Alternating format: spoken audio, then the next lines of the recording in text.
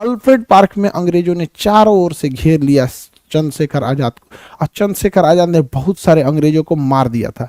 लेकिन चंद्रशेखर आजाद के पास आखिरी गोली बची थी, तो आखिरी गोली से खुद को मार लिए थे, क्योंकि उनका कहना था English has no bullet to shoot me, अंग्रेजों के पास ऐसा कोई बंदूक नहीं है जो चंद्रशेखर आजाद का सीना चीर सके। राम प्रसाद बिस्मिल का एक बहुत ही फेमस कोट है, बहुत ही फेमस वक्तव्य है। किसका? राम प्रसाद बिस्मिल का। सरफरोश की तमन्ना अब हमारे दिल में है, देखना है जोर कितना बाजुए कातिल में है।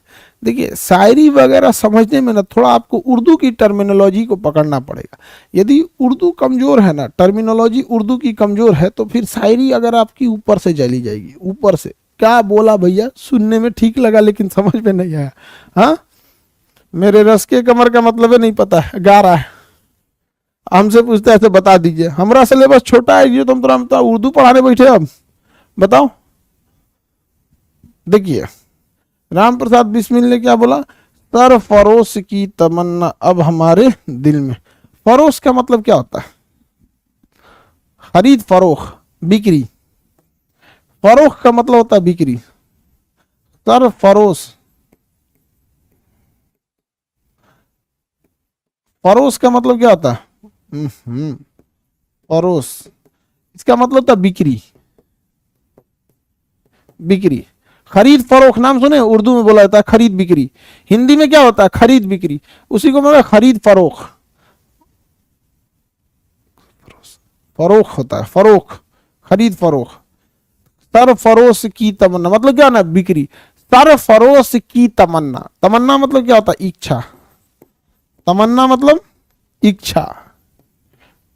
उर्दू में, हिंदी में कहते हैं इच्छा, उर्दू में कहते हैं तमन्ना। समझ में आ गया कि नहीं आ गया? तो सरफरोश की तमन्ना, सर मतलब था खोपड़िया, फरोश मतलब था बेचना।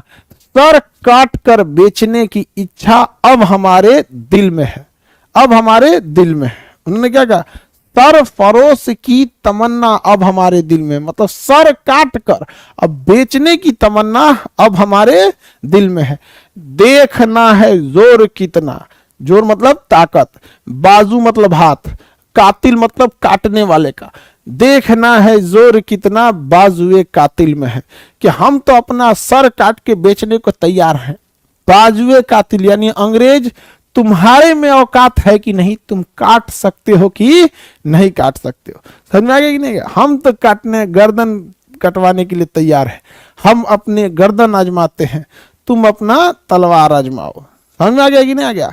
सरफरोश की तमन्ना अब हमारे दिल में है, देखना है जोर कितना बाजुए कातिल में है। भगत सिंह, किसने बोला था? राम प्रसाद बिस्मिल, राम प्रसाद बिस्मिल।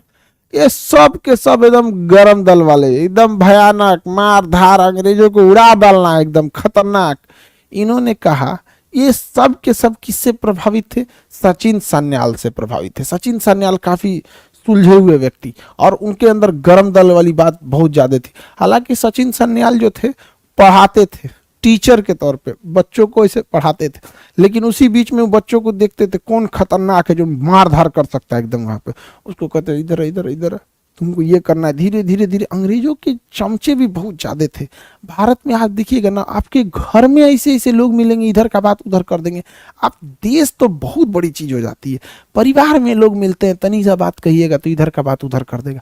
एक से एक होते हैं सब रिश्तेदार में, देखिएगा एगो कोनो को बात कह दीजिएगा तो पाट के रद्द कर देगा इनने से उनने बात। तो इन लोग को ये भी डर था कि अंग्रेजों को पता ना चल जाए, और इन्होंने क्या किया? 9 अगस्त 1925 को एक ट्रेन लूट लिया। वो ट्रेन लखनऊ जा रही थी सहारनपुर से। सहारनपुर उत्तर प्रदेश का एक जगह है, सहारनपुर। सहारनपुर से वो ट्रेन जा रही थी, कहाँ के लिए जा रही थी? लखनऊ के लिए। कहाँ के लिए जा रही? लखनऊ के लिए जा रही थी। बीच में एक जगह आता है काकोरी, बीच में जगह आता है काकोरी, कानपुर के पास है काकोरी। काकोरी के पास ट्रेन जो थी, वहां पर आगे ट्रेन के आगे पेड़ और काट के गिरा दिया गया, सिग्नल बदल दिया। सिग्नल को क्या किया? पहले उस समय सिग्नल नहीं था, आदमी ऐसे सिग्नल दिखाता था, ग्रीन है तो रेड है, ऐसे सिग्नल दिखा रहा है, जाओ जाओ जाओ, सिग्नल में बदल दिया। ट्रेन रुक गई, और ट्रेन रुक के इस सब लोग उसमें घुस गए। चंद्रशेखर आजाद, अशफाकुल्ला खान, राम प्रसाद बिस्मिल, राजेंद्र लाहिड़ी, राम प्रसाद बिस्मिल, रोशन लाल, सब ट्रेन में घुस गया। मार ट्रेन में जितना लोगों, माय गॉड, अंग्रेज सबका सिपाही मार धाए धाए उड़ा दिया। सब अंग्रेज सबका सिपाही उड़ गया। ट्रेन की सिक्योरिटी में अब कोई था ही नहीं। ट्रेन की सिक्योरिटी में जब कोई नहीं था, ट्रेन में से खजाना लूट लिया गया। जो पैसे थे उस खजाने को लूट लिया गया ताकि उस खजाने से हथियार खरीदा जा सके। और इसी खजाने को लूटने की घटना को काकोरी षड्यंत्र कहा गया। काकोरी षड्यंत्र, काकोरी कॉन्स्पिरेसी। अंग्रेजों ने कहा कि यह कॉन्स्पिरेसी है, काकोरी षड्यंत्र। लेकिन अब भारत सरकार ने इसे चेंज कर दिया। उत्तर प्रदेश सरकार ने कहा कि यह षड्यंत्र नहीं, यह तो एक्शन था। इसका नाम रहेगा Kakori action plan. Kakori action, पहले था कॉन्स्पिरेसी, अब ये एक्शन। बहुत अच्छी बात है, एक्शन ही था। काकोरी पुण्य का काम था, पुण्य का काम किया था। तो इस घटना को काकोरी षड्यंत्र कहा गया था, जिसका अभी नाम सरकार ने ऐतिहासिक घटनाओं में चेंज करके इसका नाम रख दिया काकोरी एक्शन। एक्शन था ये भारत के लिए। काकोरी षड्यंत्र में एक आदमी नहीं पकड़े गए। कौन? चंद्रशेखर आजाद। चंद्रशेखर आजाद नहीं पकड़े गए, बाकी 4 लोग पकड़े गए थे। चंद्रशेखर आजाद नहीं पकड़े गए। हालांकि चंद्रशेखर आजाद यहां से भागने में सफल हो गए, लेकिन चंद्रशेखर आजाद इलाहाबाद में एक पार्क है जिसका नाम है अल्फ्रेड पार्क। इलाहाबाद में एक पार्क है अल्फ्रेड पार्क। अल्फ्रेड पार्क में अंग्रेजों ने चारों ओर से घेर लिया चंद्रशेखर आजाद को, और चंद्रशेखर आजाद ने बहुत सारे अंग्रेजों को मार दिया था। लेकिन चंद्रशेखर आजाद के पास आखिरी गोली बची थी, तो आखिरी गोली से खुद को मार लिए थे, क्योंकि उनका कहना था English has no bullet to shoot me. अंग्रेजों के पास ऐसा कोई बंदूक नहीं है जो चंद्रशेखर आजाद का सीना चीर सके। और हकीकत थी, अंग्रेजों की एक गोली नहीं लगी थी चंद्रशेखर आजाद को, और चंद्रशेखर आजाद ने खुद से गोली मार ली थी वहां पे, क्योंकि एक ही बंदूक थी।